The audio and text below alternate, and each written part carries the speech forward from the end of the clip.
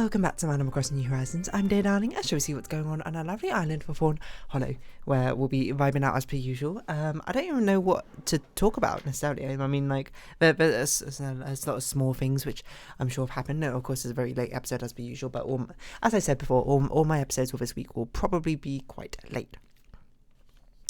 Well, what could I talk about? I could talk more about the virtual reality from yesterday, talk about different... Actually, one thing I was going to talk about was motion sickness, because I actually I found it actually kind of an interesting thing to reflect on, but there's something else I want to touch on first. But it's not very important, it's just kind of for fun. But anyway, good evening, everyone. Right now in Fawnhallow, it's 10:25 p.m. on Tuesday, December 6th, 2022. Oh, Celeste's here, wonderful.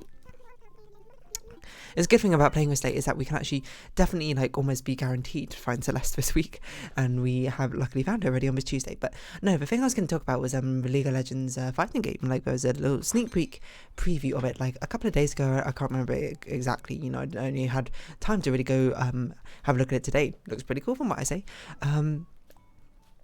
Tag team battlers are, I think I'm kind of cooler to a certain degree than 1v1s necessarily. I'm not going to say it's definitively better or not, because as I say before, I'm not really a fighting game expert, so I don't really know the ins and outs of necessarily what is a good mechanic or what is a bad mechanic or whatever. But yeah. Just having a party of at least two, so it certainly seems like you can get much more cooler moments in. And now I think about it, I'm trying to think of a fighting game I've played, which is 1v1. There's not many. Literally the only one I can think of is Vum's Fighting Herds, but that's made by a really tiny, small indie company, so it's not surprising that they didn't put in functionalities for Team Battle. But Team Battles, even in that game, would honestly be pretty cool, I'd imagine. At least I'd imagine you can't really go wrong with it. You'd sort of see it and then be like, oh, that's kind of neat. Sorry, Amelia, there was nothing I particularly want to buy from you. The only thing I'd buy from you, Amelia, would be something which does not fit in the rest of your house. But you are not displaying any... Oh, I didn't mean to do that. Can I just leave? Okay, well, I can just leave. Cafe uniform dress? Excuse me? No, the only things I buy from my villagers' houses are the clothing items which don't fit them. Thematically, which that doesn't really happen all that often. But no, but I was like, yeah, the Project Owl stuff looks pretty cool. Yeah, as I say, I'm not a fighting game expert. Is it actually good? Is it actually bad? Who knows? Oh, hello, Celeste. What a wonderful teleport. You seem to really like going up to this mountainous area where Media is. Yeah, but no, motion sickness. It's a thing to talk about. Which it's interesting because I've heard about virtual reality giving people motion sickness, and if you don't know, basically, oh my god, we've so many things in elementary. With so many, I did a virtual reality escape room with some of my friends on Sunday, and it was cool. And I was the only one who didn't get particularly motion sick or anything like that. And I just found it interesting because it's not like I'm immune to motion sickness. I've been motion sick before, and mostly it's I get a travel sickness, I suppose. Because I have distinct memories of being incredibly travel sick, shall we say, to not make squeamish people rather uncomfortable. Let's see, kind of a very voracious reader. I'm going to assume this is Raymond, but I'm not particularly sure, to be honest. But yeah, I used to... In fact, I probably still would get quite travel sick if I'm traveling in a car and I look down for too long, basically. And you might be like, what do you mean by look down too much? I mean read a book, play a game, look at my phone, etc. I have to do it all while sort of partially looking out, but I need the periphery of the scenery outside moving in my peripheral vision, otherwise I will get car sick, or travel sick in general. Actually, it's generally cars. It's not. I don't actually get that travel sick on coaches or anything, which is interesting. Now I don't know the exact science behind motion sickness, but as I understand it, it's basically whenever you're sick, is your brain's way of being like, okay, something is wrong, and I've ruled out other possibilities. I think we might be poisoned, or we've ingested something which is causing us delirium, a state of delirium, in which case we need to throw up as soon as possible. In some cases it's quite accurate, if you imbibe alcohol, then your body's like, we've been poisoned, get this out of my system. And then if you imbibe too much specifically, and that technically is true. I mean, if you drink too much alcohol, you are basically poisoning yourself. Even a little bit is kind of technically poisoning yourself anyway, because it's a toxin which your liver needs to break down anyway. So please drink responsibly, I would say. How are you still corner? It's December. I'm actually kind of in shock. But it's the same thing with motion sickness. As I understand it, it's a case when you look at it's when your body sensory wise doesn't think you're moving, but it's like interior senses thinks you are. So i.e., if like for my example of looking downwards, is I'm not seeing I'm not seeing movement, so I think like visually I feel like I'm standing still or sitting still, I suppose. But then we have these innate senses of motion, etc. Like with the fluid in your ear canal sort of like moving about, it gives you the sense of being like, yes, we are in motion, because I mean, you're in a car, you are in motion. But that sort of mismatch makes your brain go, ooh, what's going on? Quick, we clearly must have been poisoned. Let's throw up. So, that's why, I remedied it. I don't know if it's a placebo. It might literally just be a placebo effect, which is remedied it. But even if it is placebo, still very effective. But it's like, just instead of looking down to read a book or look at your phone, look up to read your book and look at your phone. But interestingly, I did not get motion sick while playing virtual reality. Like, I felt completely fine. Like, I understand the feeling that some of my friends got after, is that they're feeling like they're not, like, if things don't feel real. And I don't mean they're not literally like dissociating or anything, but they're just like a sort of sense of like a weird disconnection from reality, because I've gotten that feeling before. And normally it's like if I've sat in like a dark room, i.e. like a movie theatre for an incredibly long time, then that feeling can sort of propagate. Oh my god, my phone charging cable again getting just sort of caught up in all the things I randomly. Why do I have all of these things on my? That's like, I don't need my pencil case up here anymore. I needed it back when I was doing that little project for a friend, but I don't need it anymore. I can very safely put these down here. Pritt stick, into the drawer you go. Just to clear up a bit of space. Like, I don't need all this stuff like around here. Eraser, don't need that here. Medicine, I guess I'll just like push it in the corner so it's kind of like out of the way. And scissors can go in the drawer until I need them again. There you go. Like, just clean up my desk a little bit.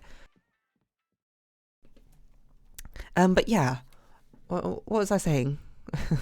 Emotions. Yeah, and it's kind of surprising I didn't get sick while playing VR. I guess it's because of the fact of I might have got sick if I was legitimately actually like moving while we were playing VR instead of having the teleport movement system, because then my inner senses would be like, hey, we're not moving, but then like visually I'd be like, I am moving.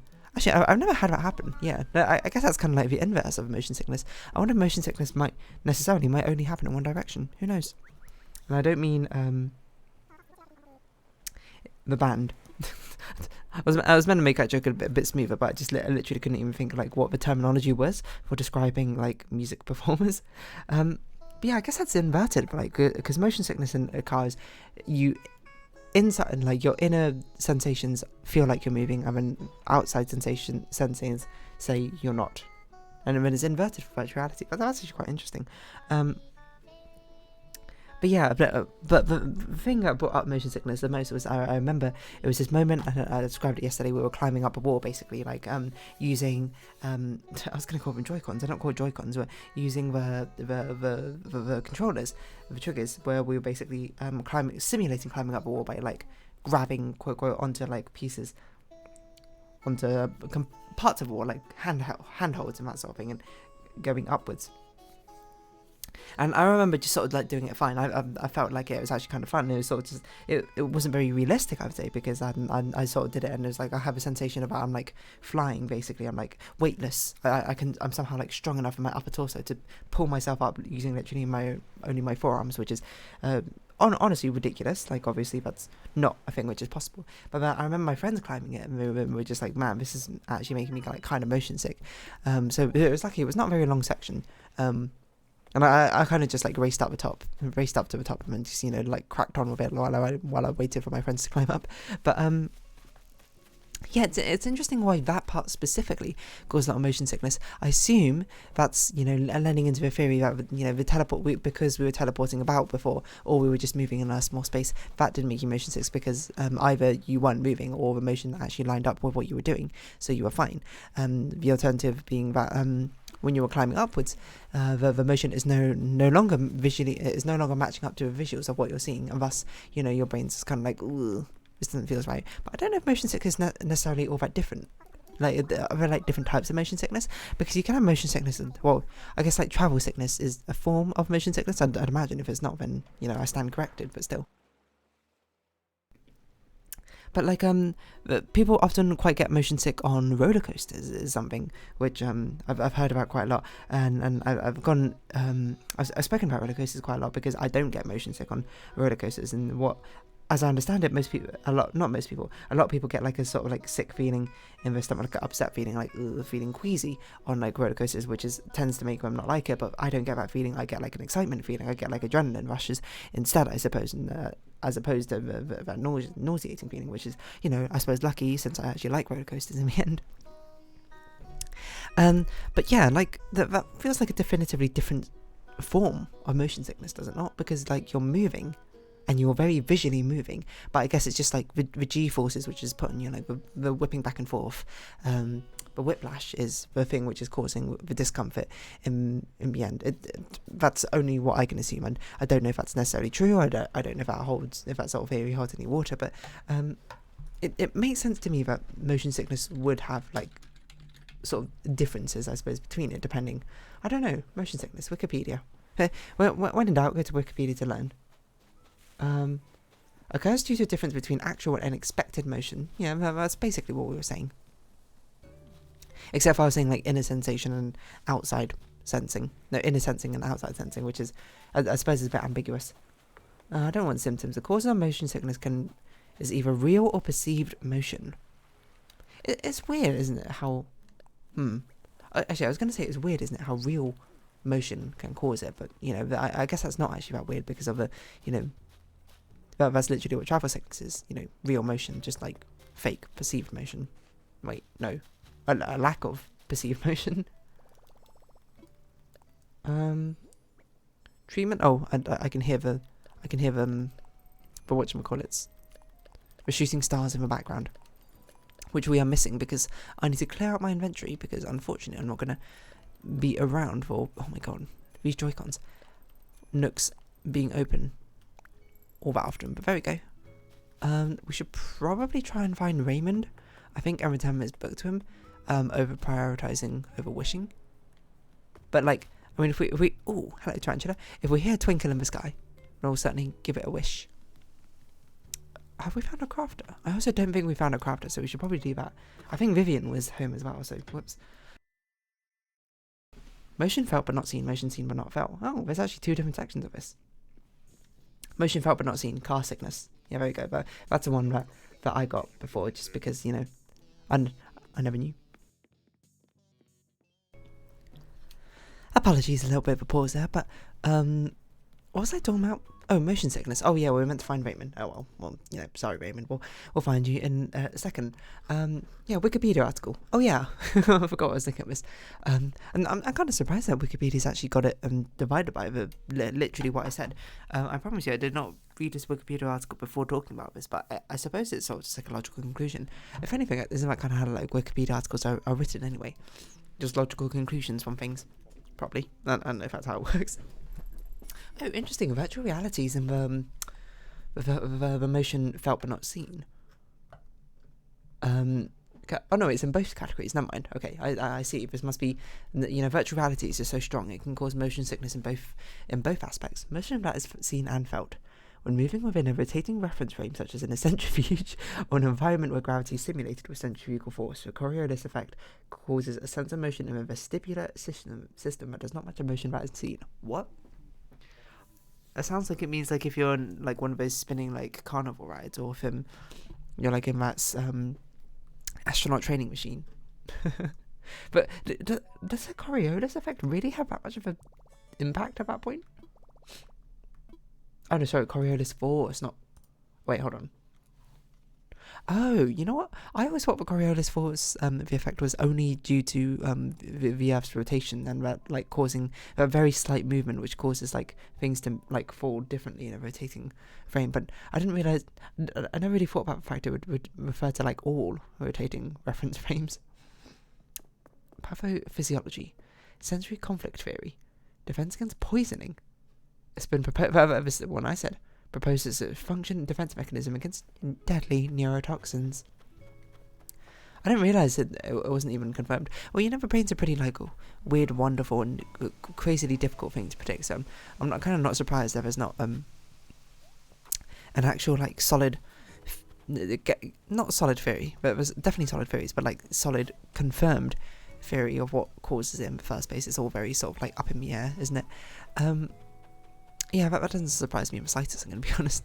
It was also like a thing where like the best explanation we have for why we go to sleep is because we get tired, technically, which is sort of like, you're like, duh, but, you know, that literally is like kind of the reasoning. Is like, okay, I shouldn't say literally because, again, I'm not a sleepologist or whatever word you would use to describe someone who studies sleep, but it's just a thing I've heard about it. Hello, you are a crafter for today. Is that is due to wait a minute. Oh, I was like, wait a minute. Why haven't we gotten the thing to give a notebook to people? But I guess I must have already done it by accident when I talked to Apollo. I'm not really sure because you didn't give us the thing there, did you? Oh no, okay. I'm not really sure. Maybe it's because when we spoke with Apollo, he was just like, we haven't spoken for ages. That sounds about right. Anyway, motion sickness. Actually, now that I think about it, it's been a real long time since I've actually properly suffered from motion sickness. I'm trying to think. I feel like I'm quite preventative with the things. So like, I mean, I haven't gone on roller coasters for a long while. I've been on roller coasters. When's the last time I've been on a roller coaster? Actually, I think it was earlier this year. Now I think about it. But I'm pretty well accustomed to roller coasters in the first place, so I guess that's not really that big a deal. But other things certainly can. Wait, hold on a minute. What day is it today? I'm just looking over at my Discord and seeing that Genshin Impact has a scheduled thing, and it's a 3.3 version 3.3 maintenance update. Oh, okay. Well, I literally just didn't have time to. Literally just didn't have time. Oh, there you are, Raymond. Literally just didn't have time to do my dailies or whatever, but whatever. So be it, is how I describe that. But Audi style, you lose this, Raymond? I don't actually know if this is yours, but, you know, if it's got any sort of sense of bravado. Oh, really? It's a fauna type item. Really? I thought it said it's something like an overconfident reader. Only a voracious reader. I completely misread that. For some reason I saw voracious reader and I was like, must be a super overconfident reader. No, it's just someone who really likes reading books. Oh well, we'll go say hi to Fauna if we see her about. I think she's out and about, I'm not really sure, but and we'll give it to her and we'll round off this episode here. I forgot about maintenance today. I was like, oh yeah, I can't wait to relax, play some casual games. You know, it's nice thing as a gacha game. It's not particularly necessarily because of a gacha system, but, you know, a nice sense of ordered unity, I suppose, when you play it. So being like, I know kind of what to expect. I know the gameplay loop. It's comfort food, I suppose, when it comes to gaming. Anyway, Fauna, we got your book, which we need to return to you. I wonder when maintenance started. It stopped at 3 AM. Wowee. Anyway. Yeah, I guess we're going to round off this episode here. So, if you have been watching, thank you very much. It's been Animal Crossing New Horizons. I've been Data Harling. Any likes, comments, subscription shares are greatly appreciated. Join me Data on Discord, follow me on Twitter down below. Hope to see each other again, but for now, it's our farewell. So until next time, bye-bye for now.